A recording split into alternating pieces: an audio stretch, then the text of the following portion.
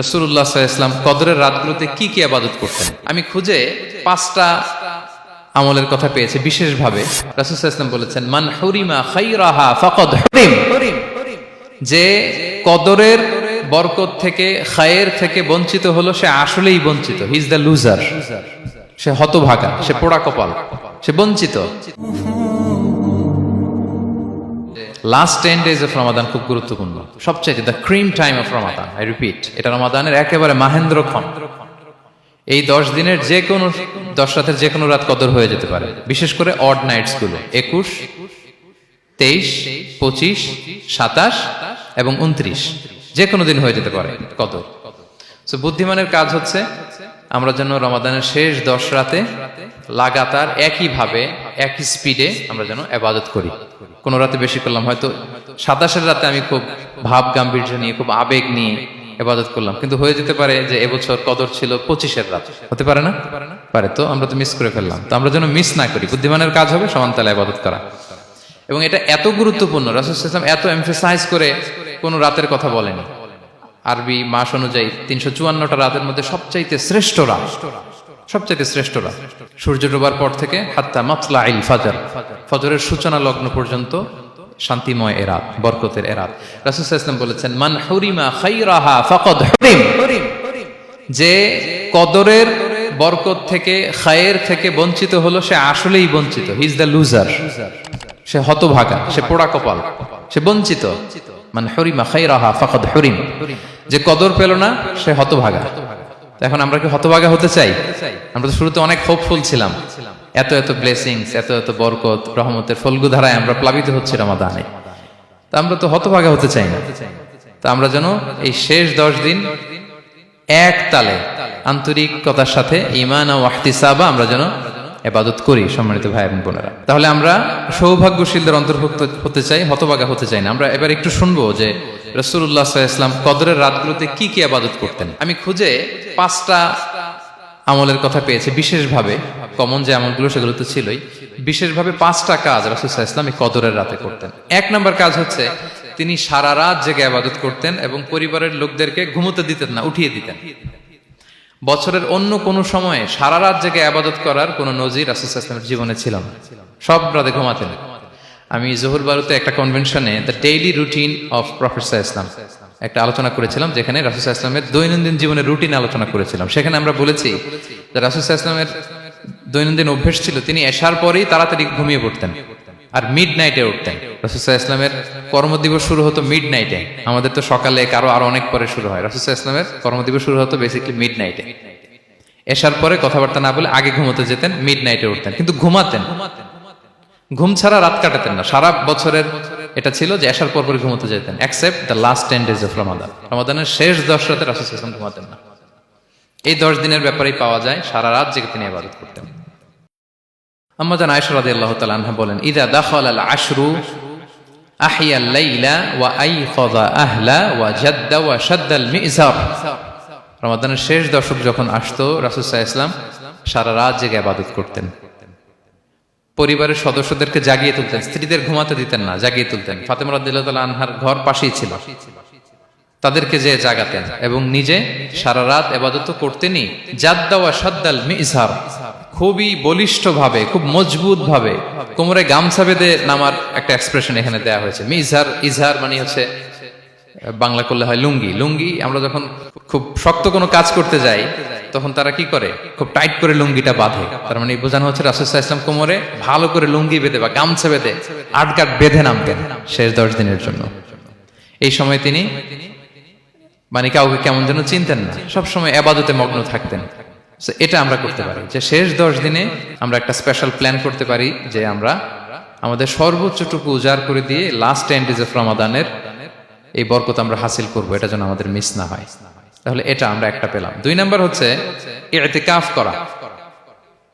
রাসূলুল্লাহ সাল্লাল্লাহু আলাইহি ওয়াসাল্লাম রমাদানের শেষ 10 দিন ইতিকাফ করতেন। আমাদের আয়েশা রাদিয়াল্লাহু তাআলা আনহা বলেন, কানা ইয়াতাকিফুল আশরাল আওয়াখির মিন রমাদান। রমাদানের শেষ দশকে তিনি ইতিকাফ করতেন হাত্তা তাওয়াফাহুল্লাহ, ওনার ইন্তেকালের আগ পর্যন্ত এই অভ্যাসটাই তিনি জারি রেখেছেন। সুম্মা আতাকাফা আজওয়াজুহু মিন বাদে, তারপরে ওনার স্ত্রীরা ইতিকাফ করেছেন। আরেক বর্ণনায় এসেছে ইয়াতাকিফু কুল্লা রমাদান 10 আইয়াম, প্রতি রমাদানে তিনি 10 দিন ইতিকাফ করেছেন, কিন্তু যেই বছর তিনি ইন্তেকাল করবেন সে বছর তিনি 20 দিন ইতিকাফ করেছিলেন। প্রতি রমাদানে 10 দিন, আর যে বছর ইন্তেকাল করবেন সে বছর কয় দিন? 20 দিন তিনি ইতিকাফ করেছিলেন মসজিদে নববীতে।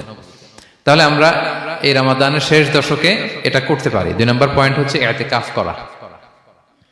যারা আমরা করিনি তারা আমরা ইতিকাফ করতে পারি। আমাদের আইআইএম এর মসজিদ এটা ইতিকাফের জন্য একটা উর্বর জায়গা।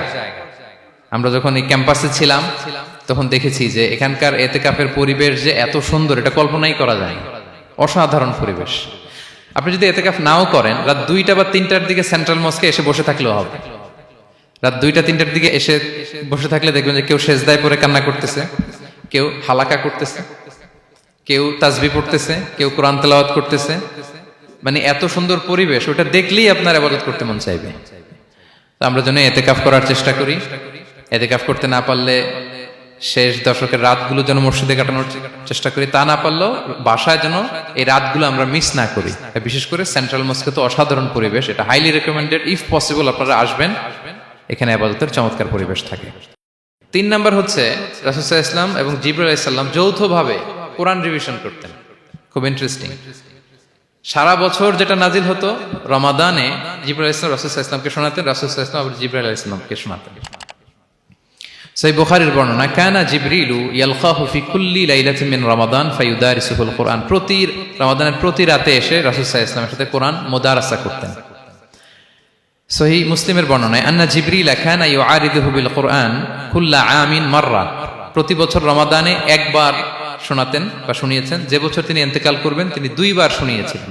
আরাদা ইউআরিদু মানে এটা ফ্রম বোথ সাইড। আরবি শব্দটা এমন যে জিবরাইল আলাইহিস সালাম শোনাতেন, এরপর রাসূল সাল্লাল্লাহু আলাইহি ওয়াসাল্লাম জিবরাইল আলাইহিস সালামকে শোনাতেন, কোরআন রিভিশন করা। তো এই শেষ দশকের রাতগুলোতে আমরা যেন বেশি বেশি কোরআন পড়ি। কোরআন তেলাওয়াত, কোরআনিক রিসাইটেশন হতে পারে, কোরআনের অর্থ পড়া হতে পারে, তাদাব্বুরে কোরআন হতে পারে, কোরআনের হালাকায় জয়েন করা হতে পারে।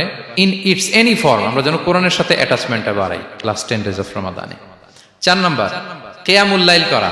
রাসূল সাল্লাল্লাহু আলাইহি ওয়াসাল্লাম কিয়ামুল লাইল করতেন, এবং কিয়ামুল লাইল শব্দটাকে রাসূল সাল্লাল্লাহু আলাইহি ওয়াসাল্লাম কদরের সাথে জুড়ে দিয়েছেন। সহিহ বুখারীর বর্ণনায় তিনি বলেছেন, মান কামা লাইলাতাল কদরি ঈমানা ওয়া ইহতিসাবা গুফিরা লাহু মা তাকাদ্দামা মিন যামবি। কদরের রাতে যে কিয়ামুল লাইল করে বিশ্বাস নিয়ে এবং নাজাতের প্রত্যাশা নিয়ে, তার পূর্বের সমস্ত গুনাহ আল্লাহ তাআলা ক্ষমা করে দিবেন। তাহলে কিয়ামুল লাইলটা রাসূল সাল্লাল্লাহু আলাইহি ওয়াসাল্লাম বিশেষভাবে কদরের রাতের সাথে সম্পৃক্ত করেছেন। আমরা যেন প্রতি রাতে কিয়ামুল লাইল করি, লম্বা সময় যেন দাঁড়িয়ে থাকি, লম্বা সময় কোরআনিক রিসাইটেশন করি দাঁড়িয়ে থেকে, লম্বা সময় রুকু, লম্বা সময় সিজদা, স্পেশালি সিজদা। আখরাবু মা ইয়াকুনুল আবদু মির রাব্বিহি ওয়া হুয়া সাজিদ ফাআকসিরু ফিহি দুআ। বান্দা যখন সিজদায় থাকে আল্লাহ সবচেয়ে কাছে থাকে। তো আমরা তো আল্লাহর সবচেয়ে কাছে যেতে চাই এই ক্রিম টাইমটাতে, কি বলেন? আমরা যেন লম্বা সময় সিজদাতে থাকি। কিন্তু আমাদের অনেকের যেটা হয়, নামাজে তাড়াহুড়ো, অনেকের সব ব্যস্ততা যখন নামাজে দাঁড়াই এরকম হয়ে যায়। রাসূল সাল্লাল্লাহু আলাইহি ওয়াসাল্লামের সালাত যদি আমরা খেয়াল করি, বিশেষ করে কিয়ামুল লাইলে এত যে সুন্দর ছিল। আম্মাজান আয়েশা রাদিয়াল্লাহু তাআলা আনহাকে জিজ্ঞেস করা হয়েছিল যে, হে আম্মাজান, রাসূল সাল্লাল্লাহু আলাইহি ওয়াসাল্লামের কিয়ামুল লাইল কেমন ছিল, কিভাবে কিয়ামুল লাইল করতেন? আম্মাজান আয়েশা, দেখেন ওনার এক্সপ্রেশনটা কত সুন্দর। তিনি বলেছেন, ফালা তাসআল আন হুসনিহিন্না ওয়া তুলিহিন্না। রাসূল সাল্লাল্লাহু আলাইহি ওয়াসাল্লামের কিয়াম যে কত সুন্দর ছিল, কত লম্বা ছিল, আমায় জিজ্ঞেস করুন, আমি বলতে পারবো না। আমরা অনেক সময় যখন খুব বেশি চমৎকার কিছু হয় তো আমরা কি বলি, ভাই এত সুন্দর ছিল, আমি বোঝাতে পারবো না। এরকম বলি না যে এত অসাধারণ, আমি বলে বোঝাতে পারবো না। বাংলাতেও কিন্তু আমরা বলি এত চমৎকার, বলে বোঝাতে পারবো না, শব্দের বুননে, ভাষার বুননে আমি ফুটিয়ে তুলতে পারবো না। তো আম্মাজান আয়েশা এটাই বলেছিলেন, ফালা তাসআল আন হুসনিহিন্না ওয়া তুলিহিন্না। রাসূল সাল্লাল্লাহু আলাইহি ওয়াসাল্লামের রাতের নামাজ কিয়ামুল লাইল যে কত সুন্দর ছিল, কত দীর্ঘ ছিল, লম্বা ছিল, আমায় জিজ্ঞেস করো না, আমি বলে বোঝাতে পারবো না। সুবহানাল্লাহি ওয়া বিহামদি। আমরা যেন লম্বা সময় কিয়ামুল লাইল করি। আম্মাজান আয়েশা রাদিয়াল্লাহু তাআলা আনহা আরো বলেন, কানা ইয়াকুমু মিনাল লাইলি হাত্তা তাতাফাত্তারা কদামা। এত দীর্ঘ সময় দাঁড়িয়ে থাকতেন, থাকতে থাকতে ওনার পা ফুলে যেত, পা দুটো ফুলে যেত। আপনিও দীর্ঘ সময় দাঁড়িয়ে দেখেন যে পায়ে ঝিম ধরে যাবে, পা ফুলে যাবে, এটা করতেন রাসূল সাল্লাল্লাহু আলাইহি ওয়াসাল্লাম। তো আম্মাজান আয়েশা বলেন, ইয়া রাসূলুল্লাহ লিমা তাসনাউ হাদা ওয়া কদ গুফিরা লাকা মা তাকাদ্দামা মিন যামবিকা মা তাআখার। আপনি এত কষ্ট কেন সহ্য করেন নিজের দেহের উপরে? আপনার তো আগের পরের সব গুনাহ মাফ। আদতে তো রাসূল সাল্লাল্লাহু আলাইহি ওয়াসাল্লামের গুনাহই নেই, তিনি নিষ্পাপ। এত কষ্ট কেন করেন? আপনার আগের পরের সবই তো মাফ করে দেয়া হয়েছে, কেন করেন? রাসূল সাল্লাল্লাহু আলাইহি ওয়াসাল্লাম উত্তর করেছেন, আফালা উহিব্বু আন আকুনা আবদান শাকুরা। আয়েশা, আমি কি শুকরগুজার বান্দা হতে পছন্দ করব না? আল্লাহ তাআলা আমাকে তার রহম এবং করমে সব মাফ করে দিয়েছেন, কিন্তু আমি কি শুকরগুজার হব না? আমি কি আমার রোলটা প্লে করব না? আমি কি নিজেকে সঁপে দেব না আল্লাহ তাআলার কাছে জায়নামাজে? তো এটা ছিল সংক্ষেপে রাসূল সাল্লাল্লাহু আলাইহি ওয়াসাল্লামের কিয়ামুল লাইলের ধরন। এভাবে তিনি দীর্ঘ সময় কিয়ামুল লাইল করতেন। আমরা যেন এটা করি। সেন্ট্রাল মস্কে কিয়ামুল লাইল এবছর নিশ্চয়ই হচ্ছে, আমরা যেন অংশগ্রহণ করি। 5 নম্বরে রাসূল সাল্লাল্লাহু আলাইহি ওয়াসাল্লাম দোয়া করতেন। এই কদরের রাতগুলোতে খুব বেশি বেশি দোয়া করতেন। দোয়া নিয়ে আমরা একটা জুমার খুতবা দিয়েছিলাম, সেখানে আমরা বলেছিলাম যে দোয়া হতে হবে খুব আন্তরিক দোয়া, রোবোটিক দোয়া যেন না হয়। আপনার আবেগ, ভালোবাসা, মনের মাধুরী মিশিয়ে, চোখের পানি মিশিয়ে, অশ্রু সিক্ত করে এই দোয়াটা করতে হবে, তাহলে সে দোয়া আল্লাহর কাছে কবুল হবে। আমরা যেন আমাদের ভাব, আবেগ সব ঢেলে দিতে পারি আমাদের দোয়াতে, আমাদের সেজদায়, আমাদের কিয়ামুল লাইলে। এবং যে কোনো ভাষায় কোরআনিক দোয়াগুলো রেকমেন্ডেড, হাদিসের মাসুরগুলো রেকমেন্ডেড। তাছাড়া আপনার নিজের ভাষায় আপনার কি চাওয়া, আপনার কি আকাঙ্ক্ষা, আপনার মনের কষ্ট, যাতনা সবকিছু আপনি আল্লাহ তাআলার কাছে পেশ করুন। এবং আম্মা জান আয়েশা জিজ্ঞেস করেছিলেন, ইয়া রাসূলুল্লাহ, আমি যদি কদর পেয়ে যাই আমি কি বলবো এ রাতে? মা আদউ, কি দোয়া করব? রাসূল সাল্লাল্লাহু আলাইহি ওয়াসাল্লাম বললেন, তাকুলিন, আয়েশা তুমি বলবে, আল্লাহুম্মা ইন্নাকা আফুউন তুহিব্বুল আফওয়া ফাআফু আন্নি। আয়েশা তুমি যদি কদরের রাত পেয়ে যাও এটা বলবে, হে আল্লাহ আপনি ক্ষমাশীল, আল্লাহ আপনি ক্ষমাকে পছন্দ করেন, আল্লাহ তাই আপনি আমায় ক্ষমা করেন। হে আল্লাহ আপনি ক্ষমাশীল, আপনি ক্ষমাকে পছন্দ করেন, আল্লাহ আপনি আমাকে ক্ষমা করেন। এই দোয়াটা আমরা যেন বেশি বেশি করি। আমার সাথে সাথে সবাই একটু পড়ুন মেহেরবানি করে। আল্লাহুম্মা ইন্নাকা আফুউন তুহিব্বুল আফওয়া ফাআফু আন্নি।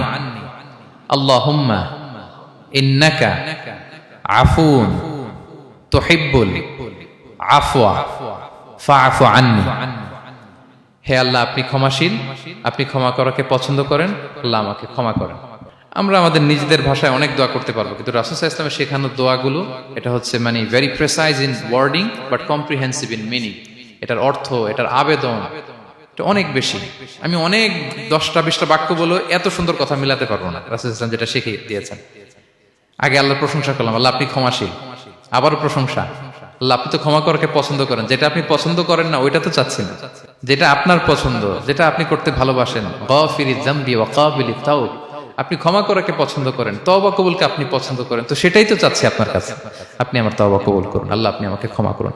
সো এই দোয়াটা প্রত্যেক রাতে যেন আমরা বেশি বেশি করি সম্মানিত সুধী। এবং এই যে রিমাইন্ডারগুলো শুনলাম, এটা রমাদানের পরেও যেন আমরা অব্যাহত রাখি। Be a part of our vision. Do listen and share the khair.